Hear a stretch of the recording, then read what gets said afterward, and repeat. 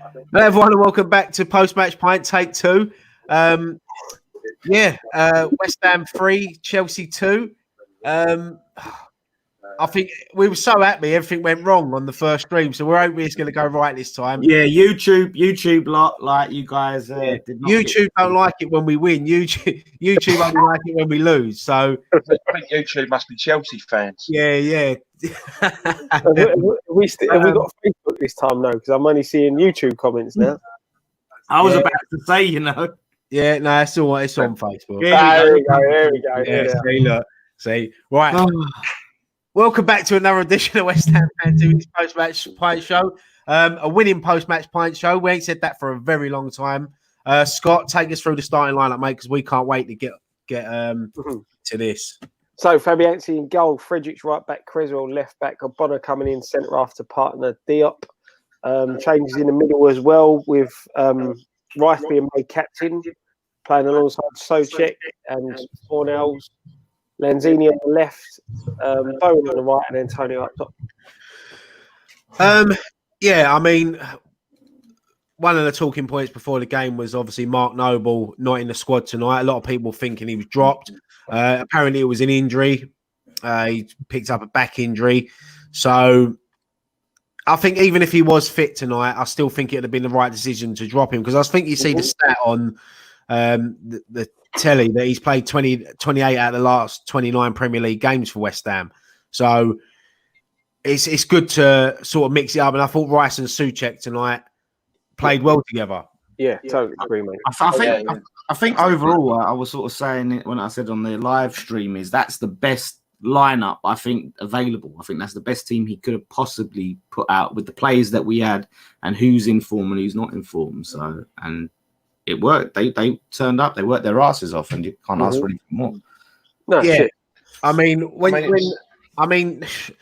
no one sort of give us a chance tonight. Sky Sports pundits, all the pundits on social media, TalkSport. All I've been hearing all day is that it's a Chelsea win tonight, guaranteed Chelsea win, and you can sort of understand it with the way we've been playing and the way Chelsea have been playing. But even though there was no crowd there tonight, there's always something about London derbies. And for me, I think Dan's right. It was the right team that was out tonight. I thought Bowen, I know he sort of grew into the game, but he's such an important player for us, isn't he? Yeah, massively. He took. I think it was that knock that where was it Alonso raked his Achilles. That took him out of the game a little, but then he did get back into it. And obviously, I don't know that weren't a booking, to be honest with you. Oh, it was disgraceful. The ref was massively inconsistent today, I thought. Yeah. But we started, a lot brighter. I know after about 5 minutes, Chelsea got on top and started moving the ball around. But we started a lot more livelier, I thought, tonight. I'll be honest. I think it took us. Go on. I was going to say it just took us a little while to start pressing. The first 5 or 10, we were just sitting off a little bit, and Alonso was getting a lot of space down their left, I thought. But once we started pressing them. Up until we scored our controversial first goal, it was ruled out that we'll talk about in a minute. I thought it was sort of men versus boys. I thought Chelsea had a lot of the ball. I think the stats show it. They had 71% possession in that game. So they had a lot of the ball, and we was chasing shadows for a lot of that first half. But you sort of expect that against Chelsea. And I think Gary Neville sort of summed it up in commentary. When there's a crowd there, players up their game. When there's no crowd there, it's two teams playing football, and the better team are going to have more of the ball. And that's exactly what Chelsea done in the first half. Yeah, it was. The thing is, if you go back to the win at Stamford Bridge, that was a lot. It was a lot like that. Chelsea had a hell of a lot of the ball in that game. I'm sure they finished with an over 70% possession rate in that game as well, or a higher possession. And I mean, they was getting when we did go and press, we caused some problems. Antonio had that chance he dragged wide. And that was when once we started pressing and we started creating a few problems for him. Yeah, that chance for Antonio, he should have sort of buried that. He's got his head down. He's just sort of lashed at it, and Lanzini at the back post just couldn't get his leg out. But I think Chelsea had a lot of the ball down the left. Alonso had a lot of space. And I don't know whether that was something that was sort of a game plan for West Ham to sort of invite him on, but the thing is, Alonso, he's got a wand of a left foot, and if you give him a chance, especially when Chelsea have got sort of a player like Abrahams in and around the box, ball drops to him, he's going to finish it. Yeah, but he just did seem to find so much time and space in that first half. Alonso. Yeah, Pulisic as well. Well, he was rumoured to be injured for the game. Like that's what the thing is. They said he was going to be injured, and there he is in the starting 11. So I think that's a bit of mind games from Lampard. Yeah, that's what managers do, don't they? They sort of say, "Oh, he's not going to be. He's 50-50," and then you find him in the starting lineup. Yeah. But yeah, I mean, up until really, I mean, there was a few half chances. Antonio had the one that he hit across, but then I mean, let's get straight into it because I know Scott's itching to get into that VAR goal. Great delivery. I'll tell you what, our set pieces from corners today were spot on, weren't they? Well, good run. Which is, we were saying before the game, that was like one of our weakest areas, attacking set pieces. Yeah, I was having this conversation in work today. Funny enough, I said we can't take corners. We can never beat the first man. So, I mean, that's the thing. We knew Chelsea were weak at defending set pieces. You saw that because we reverted back to the Antonio long throw, and using that, and we caused them problems there. Souček is a threat in the air, and. Yeah, I mean, when we got that corner, you got Diop, Souček, and Ogbonna lining up. What is Azpilicueta doing? I know he's only like 3'4" or whatever, but Jesus Christ, like he looked like he was trying to twerk on him or something. He was like trying to get in and out of them. Like he was like they was like cones, weren't they? He was trying to run in and out of them. I can't understand that. How can a player do that in the box and the referee's looking straight at him? He was complaining to the ref. He was the one complaining. He was after a bump and grind, wasn't he? He wanted to get in there in between them. That's when the DJ should have played a bit of music in the stadium. There's got to be a meme that goes out for that. Someone's got to put a bit of music. Well, that's your job, Dan. You normally make up memes and gifs. Yeah, I'll try and find it. I'll try and find the clip. If then someone send it to me. Yeah, I mean, the ball's come in. Obviously, scramble at the back post. Souček's knocked it in. He's run off celebrating. The music's playing, and then 3.5 minutes it took to make that decision. And look, all right, Antonio in the position he's offside, but there's no way you can say he's in the line of the goalkeeper. He's interfering with play because if he was standing on the corner flag, he'd still be offside, but he's not interfering with play. Yeah, and the goal would have stood. So it was one of them ones. I'm just, especially after the Tottenham goal last week when they handballed it towards their first goal, and you're thinking to yourself, this is not just going to go away. You might as well just relegate us now because everything is counting against us. That's the thing. It's inconsistent with VAR. That's the big problem with it, and that's why everyone hates it. If it got everything spot on, it was consistent, then we'd be happy with it. But it's not. But the thing is, it went through their player's legs. Their player was actually obstructing the keeper's vision, if anything, not Antonio. I think James Collins said it at half time. He said, in fact, Antonio was probably more advantage for Chelsea because he was blocking Souček.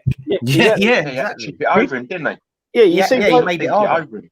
You see one point, he goes to swing a leg at it and then almost kicks Antonio. So the thing for me, I understand where they're coming from in the sense of they're saying he's interfering with play because he is in the goalkeeper's eye line. But when you see the view from behind the goal, the goalkeeper can see the ball. It's not Antonio's in no. He can't move. He can't get out of the way, and I can't see how you can justify saying that he's interfering with play in that situation. He fell into that position though, didn't he? And this brings you back to the referee should go and check that monitor and sit there and say yay or nay. It should be on the referee, not someone sitting there watching it on the telly. And they've got pitch side screen, haven't they? If he's offside, he's offside. It should never take 3.5 minutes to make that decision. That's exactly it, and that's the big problem. That's why VAR in this country doesn't work because they don't use it use it for the right thing. No. It's supposed to be clear and obvious, and obvious, and they haven't got that. If they haven't got that in their own heads, that's their own rule. Clear and obvious. That weren't clear and obvious. Just give the benefit of that. And that's the problem with it, with VAR. It's not used the right way like they use it around the world. You just think that when that decision goes against us, and you can look at a few decisions over the season where VAR has gone against us, and you just think it's not going to go our way. And then literally, what was it? 3 minutes later, Chelsea go down the other end and they get a penalty. And it look, there's no arguing. It was a penalty. You know, there's nothing you can say. Was it Diop? Was it Diop? Diop, very reckless from Diop. It was poor, really poor. I think you can always tell by a defender's reaction, and he knew that it was sloppy. And I mean, and then they obviously. Willian, you know, he don't often miss. Great penalty, sent Fabianski the wrong way. And then you just think to yourself, this ain't going to be our day. You know, you can see Chelsea going to get a second now. That was the worry, weren't it? You just thought, here we go. Our heads are going to drop because we've, had the goal chalked off and they've just gone and scored. And you're thinking, here we go. It's going to be one of them. They're going to get 3 or 4. And we responded the right way. You know, we needed a response and we got it. Yeah, I was just going to say, I mean, unlike West Ham, we went up the other end and caused a bit more aggro in their the box, and we equalised just before half time. I'm so glad it was Souček again. Like after his goal was ruled out, it's like it put a little fire up under him, and he went and got that goal. I'm so happy for him. First goal for West Ham. Yeah, and he is a threat, and that's the good thing that we've got. We need to be threatening in set piece positions against sides, because let's be honest, sometimes we don't do enough. We don't score enough goals in open play. I know we've got them tonight, but that has been our big problem. And when you're not scoring in open play, you need to be dangerous at set pieces, and we used to be quite dangerous at set pieces. But like Ryan said, our delivery is normally poor. You look at the disallowed goal. It was the cross come into the near post, and it was Diop who flicked it on. And that's something we've not been doing. To me, the way we set up at corners, it looked like something they've been working on. They've watched Chelsea and over the last few games, and they've worked on that tonight. They thought, look, we're not going to beat them playing football on the floor. So look, we're down the bottom. We don't care how we get points. I mean, I see a lot of people on Twitter saying about, look, small teams have to do long throw-ins. So what? Look, we've won the game tonight. So it's work. That's just fucking salty. Yeah. If you have to revert back to things like that, then fair enough. That's what we do. We need points. We're not down there having a holiday. You know what I mean? We need to get out of this situation. I'm sure almost going with a long throw-in. What's that? Stoke using the Rory Delap throw, didn't they get almost into Europe? If it works, use it. The whole idea, you don't have a player who's got quick feet and then don't put him on the ball to run at players, do you? There's no rule against it, is it? No. It's part of the game. Yeah, that's it. Stand at the opposition to deal with it. If they can't deal with it, tough luck. I mean, our half time comes, we're going 1-1. You can still see the players were still angry at that decision. David Moyes was playing on their minds, and you think to yourself, how are they going to come out second half? We can't just sit back. Look, we've had, as we've said, and you boys said on the live stream, results have gone our way. So go for it tonight. Go for it, because even if we lose, we're still outside the bottom 3 on goal difference, but. Just go for it, and you can still take the positivity of the performance. Exactly. Even if we'd have lost and we would have scored a couple of goals, it's a step in the right direction. Yeah, exactly. But look what happens when you go for it. Look what happens. And then you think, I mean, I don't want to look back and think what could have happened, but maybe Wolves, if we would have been a little bit more open and went for it. But it shows we can do it. We're capable of it. Yeah, exactly. It just shows once a little bit of confidence. Even just getting that first goal. Give the team a bit of confidence for the second half. And the way we come out second half, the first 15, 20 minutes, we started off how Chelsea started off in the first half. Yeah, completely. We were a completely different side. That's the best we've started a half in a very long people will talk about, Antonio's long throws or you're pumping it up. Let me tell you now, that second goal that we scored, the play down the left side with Bowen, Declan Rice, You know, the little 1-2s with Lanzini, the way we got it over, Bowen cuts it back and Antonio's there in the middle and he smashes it in. That was a great finish, great goal. Exactly, and that's it. And, you know, the mad thing is Antonio scored the first goal at the London Stadium and he scored the 100th goal as well. That was the 100th goal. That was the 100th goal at the London Stadium. But you know what? Good on Antonio, because I think he's been such an important player for us this season. He's had all these injury problems and his work rate that, you know, he's unbelievable. I think saying that though, we have conceded 398 at the London Stadium. So.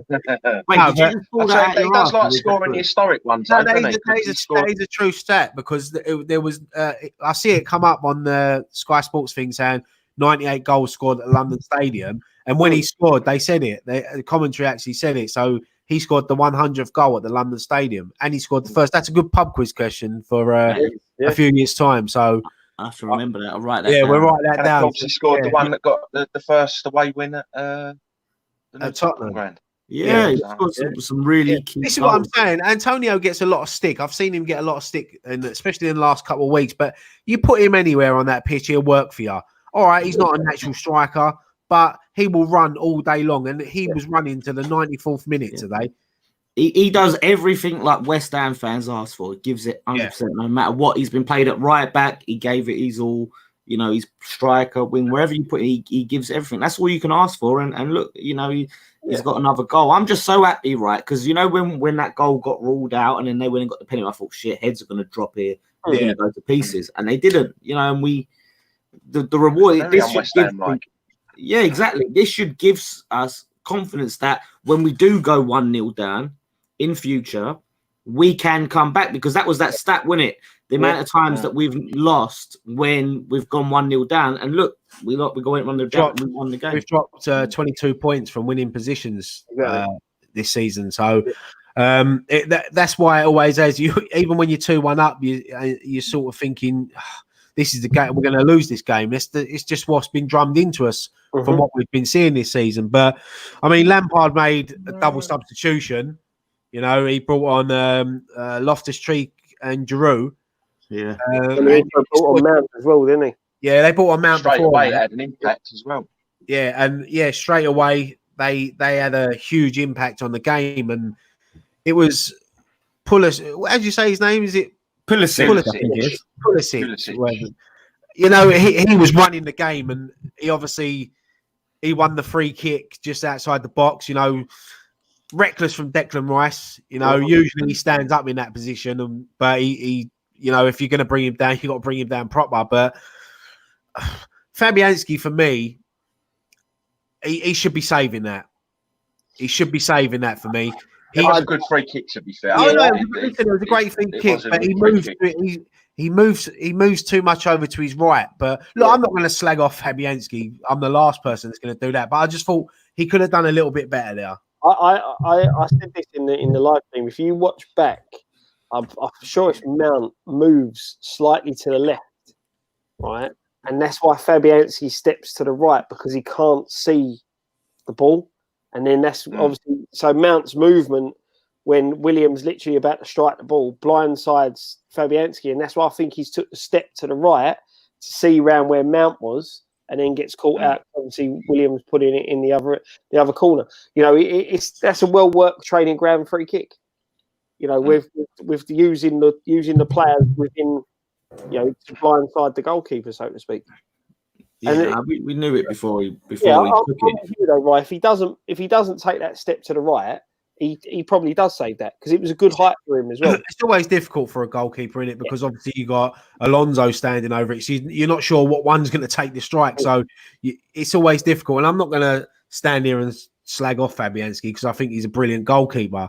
But yeah, when that goes in off the post, you know, if that was us down the other end last week, that hits the post and goes wide. You know, that's what you just think to yourself.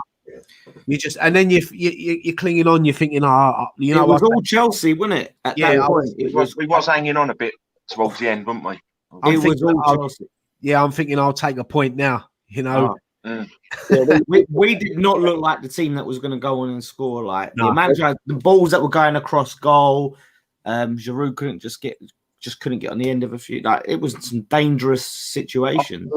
I think at that point, most of us, if the whistle had gone in at the start of the night, we would have taken a point. Yeah, massive. Yeah.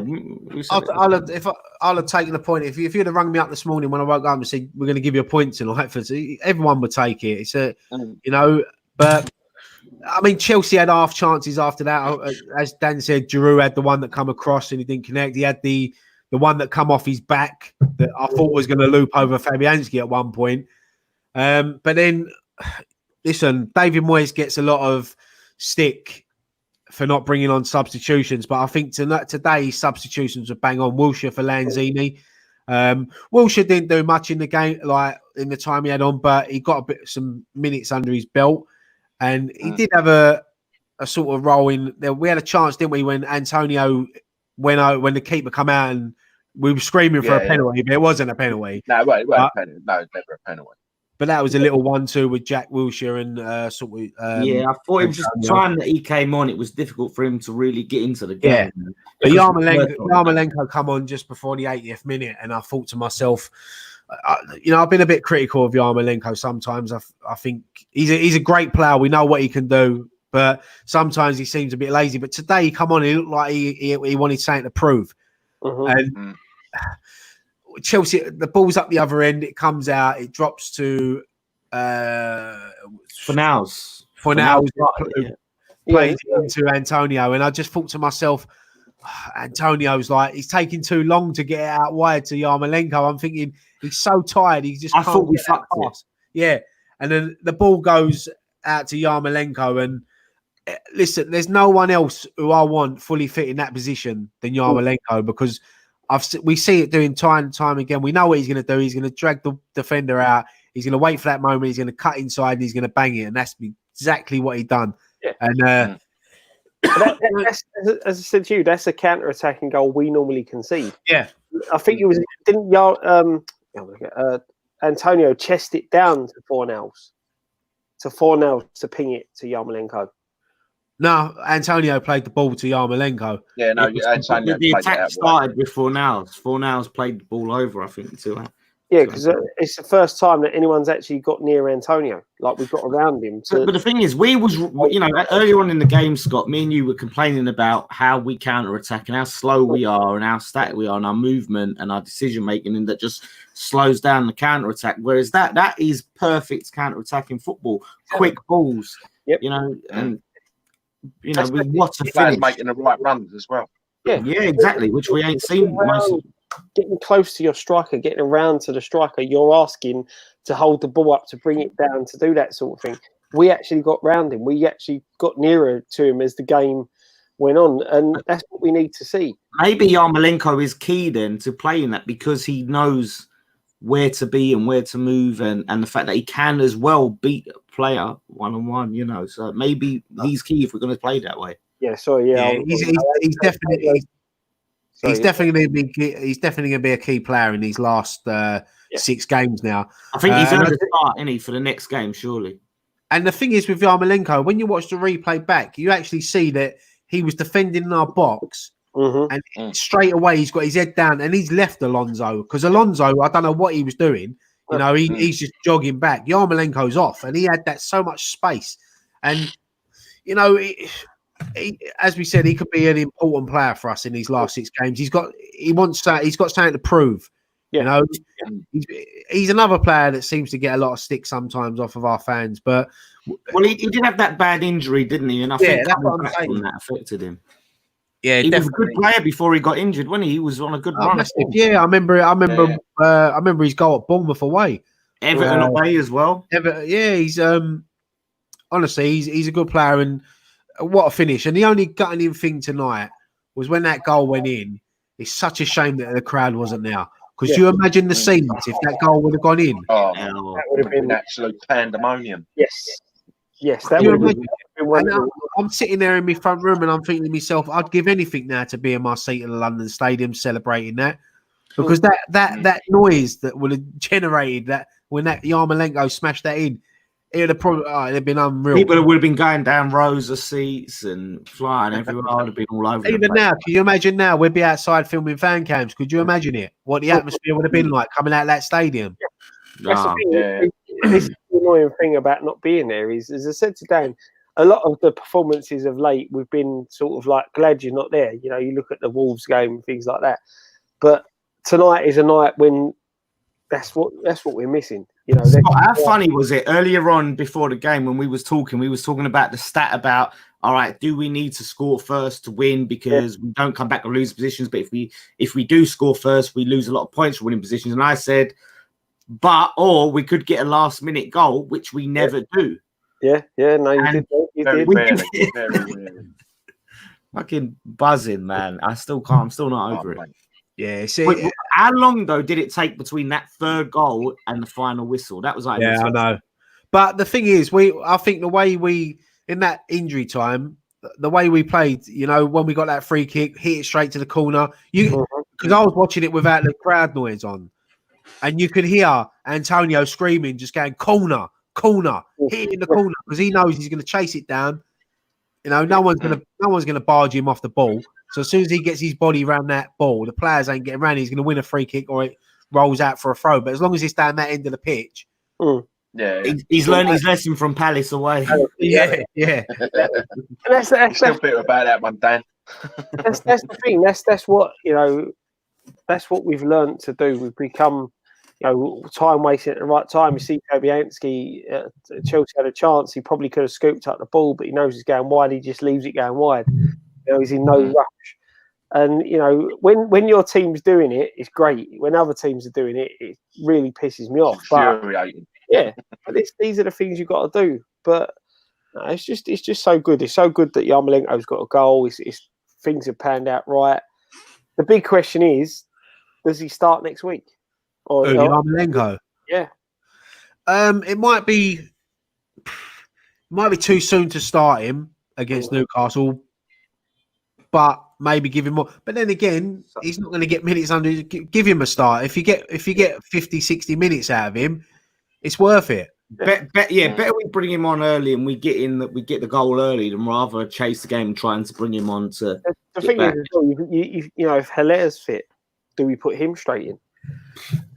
As much as we've been missing him, like he ain't played football. You know, he played them a couple of friendlies, but he's been injured. So I think at the moment, with this starting 11 tonight are going to be buzzing with the result. So, I mean, we've got Newcastle on Sunday. They had a great result today. Helped us out big.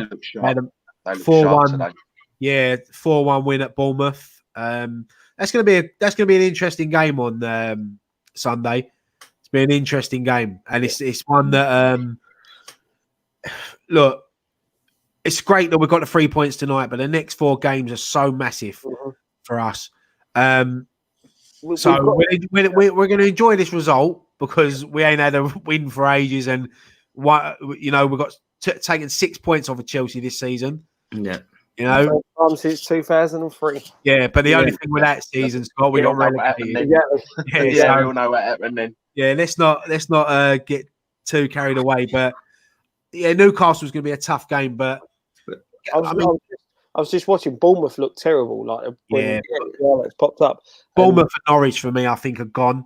Yeah, I think it's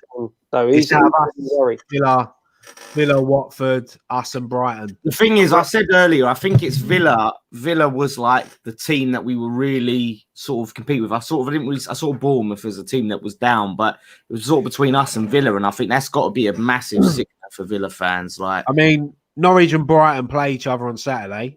Bournemouth have got to go to Man United away. Villa have got Liverpool away. Watford have got Chelsea away. Yeah, Villa go to Liverpool. So you know this is another weekend where results could go away, and if we get a win at Newcastle, it puts us in a great position. And I think even a point. Yeah. 4 points in these 2 games. The thing is now we're in the situation where we're not chasing to get out. We're out of that. And now all we've got to do is make sure we stay out of that bottom 3, get this season over and done with. It's been a shit season. You know, let's just get it over and done with. Whatever decisions they're going to make in the summer, whether they're going to stick with David Moyes or not, that's a decision they've got to make.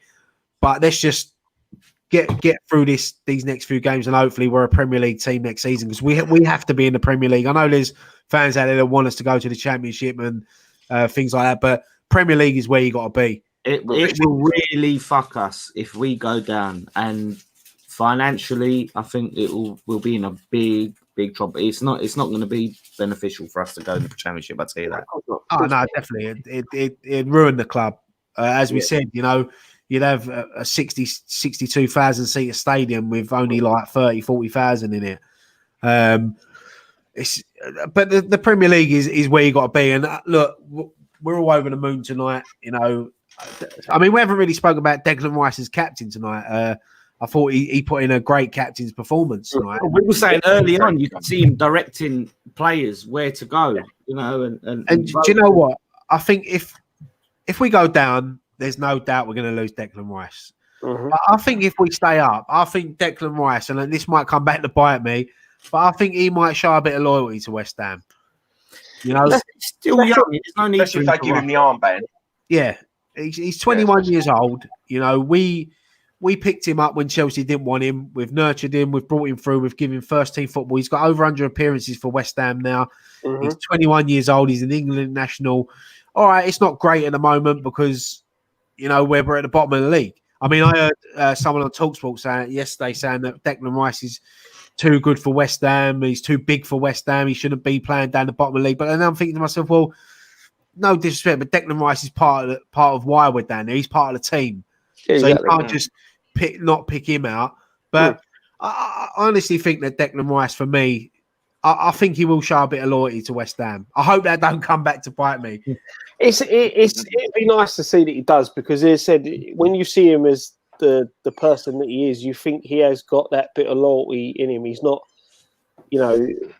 as I said, I still think that he's got a future at the club so long as the club matches ambitions. And that's the big thing. This is a big summer for West Ham. If we do stay up, this is a big summer for West Ham, because they have to prove to Declan Rice, look, we're going to go out. We need to really improve this squad. Mm-hmm.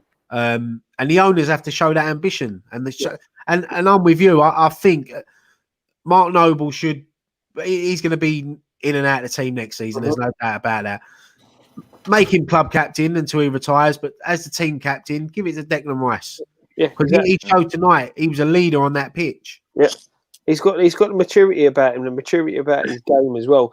It just does worry me with Rice, the fact that there's a lot of players, a lot of teams out there, big teams, who are looking to rebuild and will be looking for players like Declan Rice who can play that holding midfield but can also play centre half. I don't know why though. Like, I know he's got connections with Chelsea, but the amount of Chelsea fans that are like, we don't need him. He won't do nothing to our team. I'll be honest, mate. I think he'll end up at City. Nah, no one rates Declan Rice unless he plays for you. They don't see him how we see him. Someone put a stat up yesterday that he's won the most tackles. He's won more than Jordan Henderson, tackle wise and all things like that. But that goes unnoticed because they don't watch him like we do.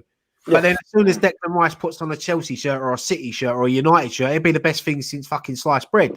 That's the way it works. Yeah, exactly. That's it. It's because he is with us. Like you said, that's how they look at it. And he's a brilliant young talented footballer. I said his reading of the game I think's excellent. But I just hope we do stick with him. I hope we stay up, and I hope we stick with him, and he sticks with us. Yeah, that's it. And I think it's a massive boost. I'm feeling like it's a weird thing with West Ham. Week to week, you change in it. Now I'm feeling like, I feel like we will stay up. But then if we get battered or get Newcastle, it's a weird one. But with the way other teams are, I think it's looking very, very good for West Ham, and hopefully we're safe before the Villa game. Yeah, I think, as we said, these next 4 games are crucial for West Ham. And if we could go, I mean, we're on the magic 30 now. It seems to take ages to get to 30, like how it took us to get to 50,000 subscribers. When you're just sitting there thinking. But I think another 7 points and that'll keep us safe. I think 36, 37 is just going to be the sort of safe. I think 2 wins. I think 2 wins is enough, especially if them wins are over Watford and Norwich. Yeah, I think that would be enough to keep us up. And we know it with West Ham. Like, we're going to beat a Chelsea tonight, but then we're going to lose to a Norwich. Yeah. That's the thing. And this is where we need a little bit of luck to go our way as well. Mm-hmm. You need that when you're down there. But I think out of all the teams that are down there, I think we're the only ones really that have got that sort of quality when they click to win games. Like, you've seen, like, Bournemouth losing at home to Newcastle today, 4-1. Mm. You know, Newcastle, they've got some decent players, but they're not a great team, are they? No, exactly, and that's it. They've hit a patch of form now. They're playing some decent stuff. Look at this. They drew against Aston Villa, didn't they? Yeah. Who are, you'd say, worse? Newcastle are beatable. This is the thing. Exactly. They've got some good players, but they are beatable. We've just got to be, again, we're coming up against a side who have got a very pacey winger, and it's one of our thorns in our side at the moment. We do struggle against pacey wingers. But, as I said, wins breed confidence. They're going to go into the game buzzing. We're going to go into the game buzzing because they've had a comfortable win. We fought and got a last minute winner. Thing is, with them, they're sort of out of the relegation battle, right? So really, we need it more. So we should want it more. But they're only 3 points off Europe, 4 points off Europe. So do you think they're really? I can't see them getting it. I mean, yeah, if you're right, if it's there to take it, they might as well go for it. But this is the thing with that potential takeover. They're pushing for Europe. Having that takeover go through and then being in Europe in the first season of the takeover is something that the Newcastle, Steve Bruce is going to want to finish as high up in the league as possible, because these new people coming in might not fancy him as the manager, so he's got a point to prove. So this is the thing. You've got too many teams still with something to play for at the moment. Newcastle is going to be tough. Burnley's going to be extremely tough because they've still got something to play for as well. But Watford, again, Norwich are fighting for their lives down there. Every game now is going to be really tricky. But every game for me, barring the United one, is winnable. The thing that gives me hope as well is that goal difference, right? Because usually you look, it's the teams with really bad goal difference and the worst goal difference are the ones to go down. Mm-hmm. And our goal difference, what was it? We're like 6-7 goals better than Bournemouth and Villa. And Villa, they have some of the worst defensive records in the league. So hopefully, statistically, over the next few games, that should bore out and we should stay. You say that we drew 0-0 with Villa. The only thing that sort of worries me. The only thing that sort of worries me as well about Newcastle is that Andy Carroll, because he hasn't scored for so long, and you fucking know it's written in the stars that Andy Carroll is going to score. But I hope if he does score, I hope it's a consolation at the end when we're 3-0 up and he gets a little consolation. He ain't scored at all for Newcastle. If he scores against us, that's it. That's it. Yeah, but it always happens. Right, always happens. I didn't mean to come in here. Oh, yeah. Of course you didn't. Sitting in your garden, clicking on the link. I just clicked on the link. I see what was going on because it's titled wrong. I'm going to go and retitle it. Go on, drop me out. Don't shut us down, Nick. Don't shut us down. Well, he ended the bloody broadcast when we was on it. If he does that now, after our start. What's titled wrong, Nick? What's titled wrong? West Ham 3, Chelsea 2? No, it was... Sorry, my mistake. All right, do you want me to take you out? Wrong in the studio. Do you want me to take you out? Yeah, take me out. I need to go. Cameo for that little guest appearance there. Yeah, when he was saying, I don't know, because I'm looking at it now and it says West Ham 3, Chelsea 2. 3, Chelsea 2. He's tired, you can see it. First day back at work. Bless his cotton socks. Oh, it's a late one, isn't it? It's with these late kickoffs, 8:15, and then. But that's what he said. That's why. So it's hard to, because Nicky's doing the fan cam, so it's hard to get him on doing this. So yeah, it's tough for these late kickoffs, man. Yeah. But the thing is, once we we've got a few early kickoffs now, so we can do post-match prime properly. We're hoping we're going to meet up to be able to do it. I've had to order new chairs because my chairs are broke, so I've ordered them. So they're being delivered tomorrow. So they'll be. we'd have sat on the grass, Scott. You know, we're all right. We'd just be happy to be out, mate. It's one of them games. It's gonna be hard to sleep tonight, I reckon. No, don't worry, mate. I'll sleep. Yeah, same. But it's I'm actually looking forward to going to work tomorrow. Oh, so am I. Oh, so am I. And I know he was in the chat room earlier, so he might still be here, but I see him popping up. I've got no one to give any stick. I'm working from home still. Come and work with me, Gray. You can help me out. It's well deserved for the fans, man. Yeah, that's the only thing. It's just that's the only thing that it just not being there to, because I just could just imagine how that stadium would have erupted. Then again, if we were there, it might have been a totally different game. So I'm happy to sit at home and take the points. Yeah, that's it. Exactly. Win's a win. As we said before, these are the nights you want to be there when these results happen. I'll be honest with you, mate. I didn't think we were going to be sitting here talking about a win.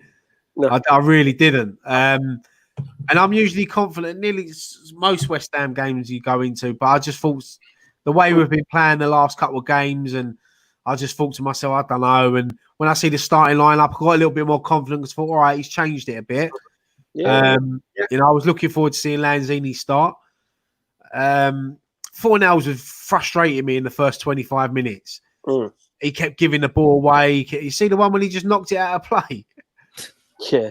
He sort of grew into the game, though, didn't he? Yeah. Like, you know, he improved he got into the game, and I just think in that winner don't happen. Nah, we needed a bit of luck and it went our way tonight. So let's just enjoy it. Let's mine who's Chelsea fan, he wasn't that confident. So he's going, you always turn up against us. The pressure wasn't. It was so funny because after Leicester lost, I think it was Leicester lost, and that they was like, oh no, now we're gonna lose to West Ham, like typical. And I was like thinking, yeah, all right, and it fucking happened. They manifested it. Maybe, because they're a young side, aren't they? Got a lot of young players in their team, and it made to them a bit. But, overall, I thought we thoroughly deserved it today. Oh yeah, absolutely, and that's what I mean. We were so close to being robbed. Could you imagine if we didn't get that result today? Right, we would have been sitting there fuming, pissed off, like. Yeah, I mean, you look at the Wolves game and the Tottenham game. The difference is tonight we took our chances. You know, we missed a massive chance with 4-0 against Wolves. Yep. We massive chance. Was it 4-0 again against Spurs? Wasn't it? Yep. And then, like tonight, we've taken our chance. And the thing is, as well, even after they scored to go 1-0 up, our heads didn't drop. No, exactly. We still carried on. We showed a bit of fight, which is good to see. And we as well, we had that Lanzini miss, didn't we, in the first half? That was second half. Sorry, that he put over. And the one, when you tried to curl it into the far post. He had all the time in the world, and still missed. I thought he'd be better off just hitting it straight away first time. I think Lanzini that's played a few games scores that. Yeah. You know, I don't know if he's low on confidence or what, but he's not the sort of Lanzini that we're used to seeing. But hopefully, like you said, after a few games and a run, and he gets up to speed. You know, it's. I think there's probably a lot of Man United fans out there that want to buy us a pint tonight.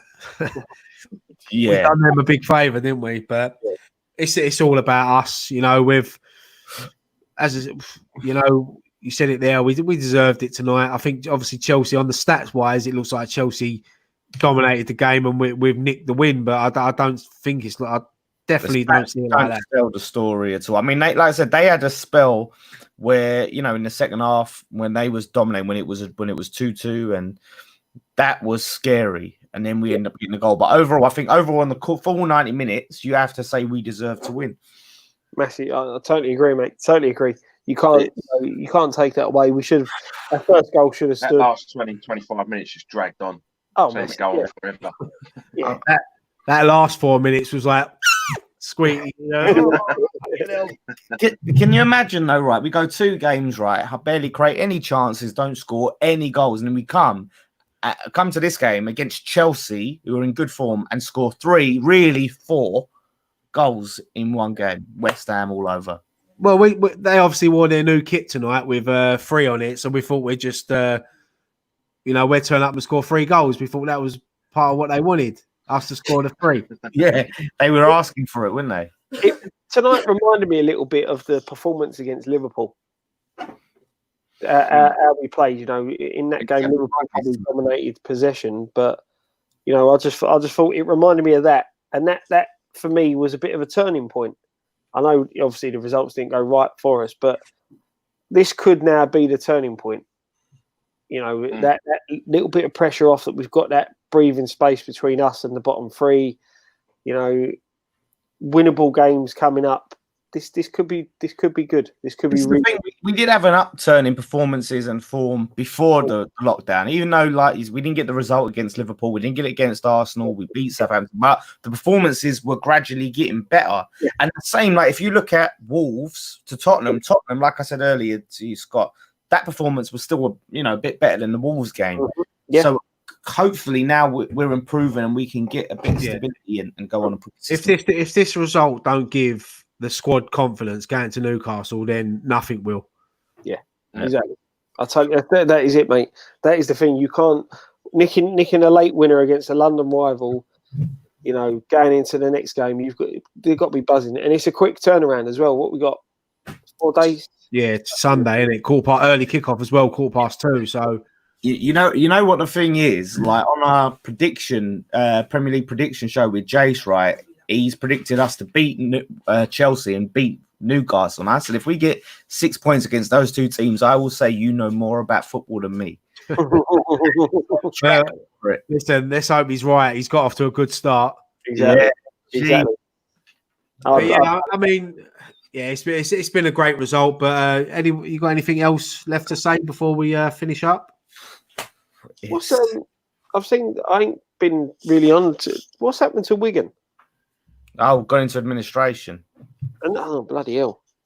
Yeah, another football club that looks like... But it's a weird one, because they was talking about this on the radio earlier, and literally, the new owners bought them in March. Yeah. And then literally a week later, they said the club's not going to survive.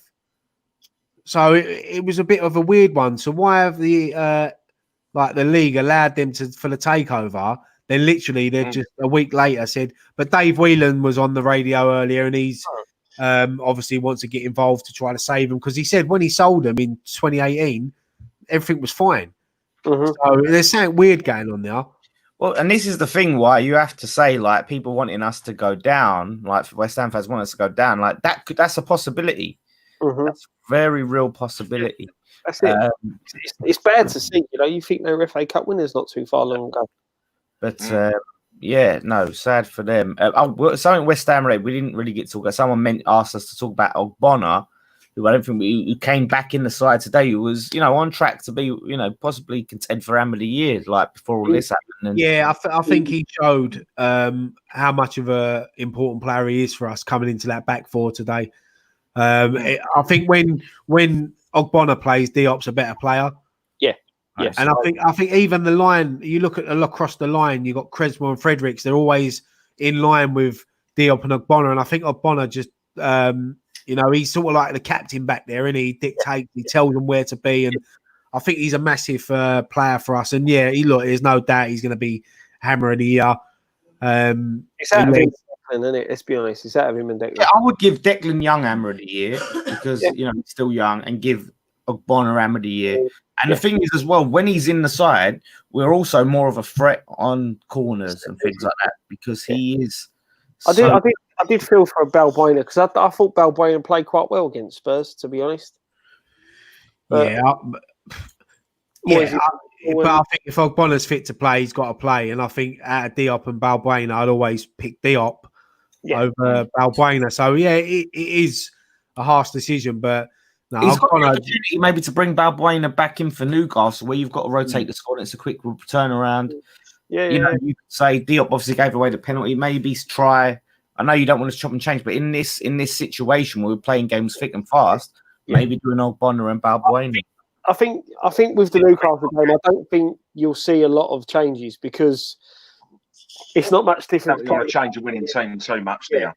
I think the changes will start flowing after Newcastle. because then we've got that really quick turnaround of games. So I think Newcastle will probably see a very similar starting lineup to tonight, and then is it Burnley after that? Yeah, I think it is Burnley, isn't it? Burnley will be the one where you start seeing a few players get rotated. I think as well, it's a good point. Before we go, everyone, man of the match, who would you say? I'll go first. I think Souček for me, man of the match. I thought great performance. 2 goals, 1 ruled out. I thought he was brilliant. You won't let that 2 goals go. I won't let that rule out. I won't let that go. He scored 2 goals. Yeah. Can you imagine if we'd lost, what it'd be like? Bloody yeah, I would be ranting and raving. Souček, and I think Antonio had a good game as well. He got himself a goal as well. Run himself into the ground again, but you're going to get from Antonio, didn't he? The whole spine of the team played well. Bonner at the back, Rice and Souček, the 2 guys in the middle, and Antonio. That spine of the team all played well today. But for me, I've got to give it to Souček. I thought that was one of his better games. Yeah, he wins. He won a lot of headers as well, didn't he? He just looks. You feel comfortable with Souček there, and as we said before, he sort of allows Declan Rice. He frees Declan Rice up a bit to express himself and go forward a bit, because with Souček, if Declan Rice pushes forward, Souček's going to stay back. So I think Souček or Antonio. I'm not sure who was officially giving it, but I think it probably would have been one of them 2. Yeah, definitely. And you got to remember Bowen as well, 2 assists.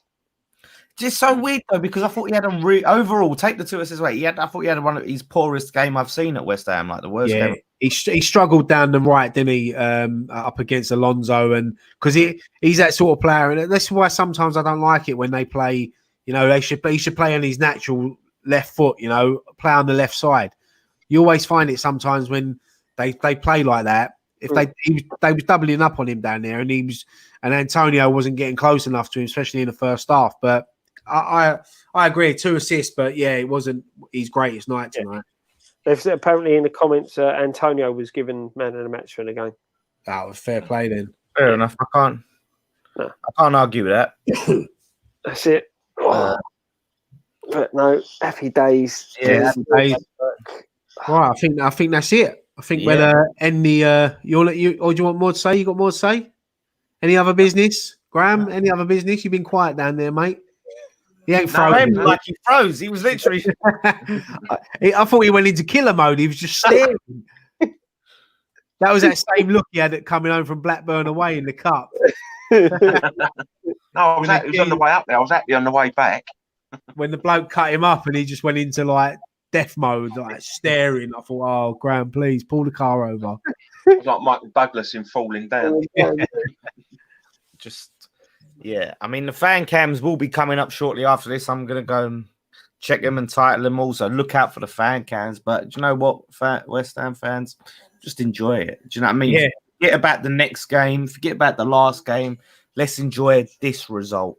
Yeah. Enjoy it and then come back to Friday Night Pint and tell us how much you've enjoyed it. Yeah. Yes, that's right. Yeah, Friday Night Pint. Which will be, it's Wednesday now, isn't it? So what? 2 days. It's coming around thick and fast, isn't it? You go all them months of furlough or whatever with that lockdown without that many videos, and then all of a sudden it's bang, bang, bang, bang. Yeah, it's hard to keep then it's all over. Because it's weird, isn't it? Because now we should all be sitting here talking about pre-season friendlies. Yep. Yeah. Because it's start of July, that's when usually the pre-season tour starts, and we're talking about who we're going to sign and all that. But that's crazy. I'm normally on leave by now. You normally don't see. Yeah, you have the summer off, don't you? And come back with a tan. You come back with a tan and whiter teeth. That's fantastic. Yeah, but no, it's going to be. It is weird, and it is strange, And the thing is, as well, with games being played in this through the summer sort of thing, the weather could play a part as well, especially with the kickoff time spread out the way they are. Yeah, so going to be interesting. It's going to be interesting, but I just think tonight gives us something to look forward to, because we know the performances can come and we can put in a shift. So I think it's going to be a good game Sunday. Really, I think we've been saying that for a long time, Scott. We know we've got the players. Yeah, we know we have, but they're just lacking confidence. And this tonight could change it. I'm not saying it's going to happen, but what if we go and win the last 6 games of the season and we finish sort of mid-table? Mm. You know, you look back at it and think, all right, it's still been a shit season, but we're mid-table. I'm not listening. Before people jump on me, I'm not going to say we're going to win the last 6 games, but it could happen.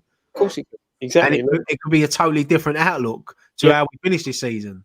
Yep, that's it, mate. That is, There's no reason why now we can't go and kick on and not necessarily win all 6 games, but go and actually start being consistent and picking up a good amount of points and maybe finishing, further away from the relegation, sort of mid-table, lower mid, upper lower table, whatever you want to call it. There's no reason now. I just want some consistency in the performances. Exactly. To balance it out as well, I'm going to say we could lose the last 6 games and get relegated. So we're West Ham. We're West Ham. So it could go either way.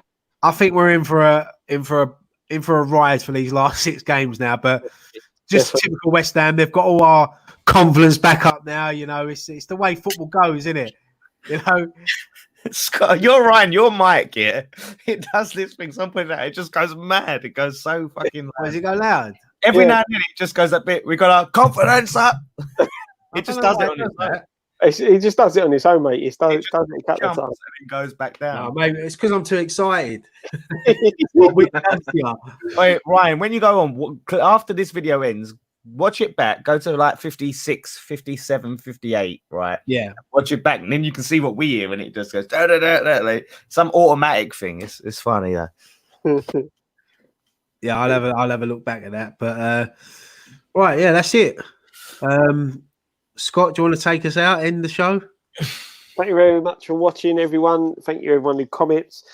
If you haven't subscribed to the channel, hit the subscribe button, hit the little bell so you get a notification when a new video goes up. We will be back for Friday night pint. I'll be back again either before that or after that from the Newcastle preview. We'll be doing a watch along for Newcastle, post-match pint, fan cams, everything that we normally do. Follow us all over social media. Say again, Dan, sorry. Patreon. Yes, if you want to join our Patreon, there will be a link in the description below this video, so make sure if you want to sign up to that, we appreciate everyone that gives us any help. And follow us all across social media. One thing left to say, boys. Come on, you Ryan. You got to do your awkward wave now, Scott. Awkward bit.